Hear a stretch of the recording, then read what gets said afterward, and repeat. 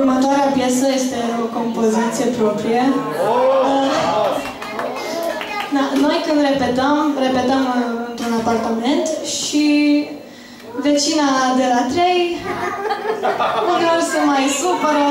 Da, asta e. Și cu ocazia aceasta am făcut și o melodie. Cum se cheamă? Baba de la 3.